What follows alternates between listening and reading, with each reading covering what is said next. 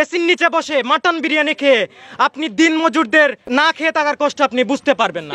আমাদের কাতারে একদিন এসে দেখান, আমরা আপনাদের কাতারে একদিন যাই, দেশকে ঠিক করতে আমাদের 24 ঘন্টাও সময় লাগবে না। ড্রাইভার কই যাইব, সংসার নাই, কিস্তি দিলাম না, বউ বাচ্চা লয়ে একা টাকা পত্র মিটলামছি। যখন অন্য কোনো রাজ্যে কোনো রাজা আক্রমণ করতে যায় অবশ্য কোনো পত্র বা বাহক পাঠানো হয় যে ওই রাজ্য খালি করার জন্য। কিন্তু আমার মনে হয় না যে এখানে যারা অভিযান পরিচালনা করতেছেন ডিসি মহোদয় বা মেয়রের দায়িত্বে যে আপাতত যে বা যারা আছেন ওনারা কিন্তু আমাদের সাথে বসেন নাই। আপনারা জনগণের সাথে এক কাতারে আসেন, আপনারা আমাদের সাথে কথা বলেন, আপনাদের অভিযান সুষ্ঠুভাবে চলার জন্য আমরা আপনাদেরকে সাহায্য করব।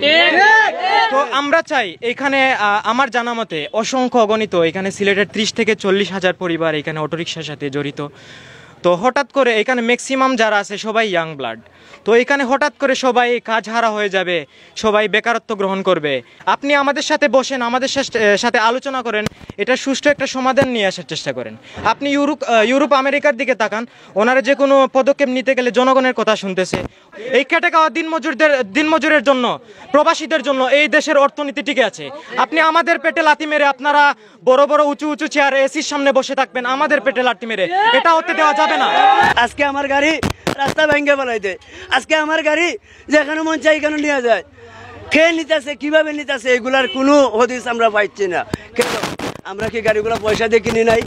এই ব্যাটারিগুলো তার আমরা তৈরি করি নাই। নিষিদ্ধ জানতো, আমরা লেখাপড়া জানি না। আমরা যদি নিষিদ্ধ হইতো তাহলে বাজার মার্কেটে এগুলো আসে কিভাবে? আমরা তো বাজারে দেখতে আমরা আনছে, আমরা তো অশিক্ষিত লোক।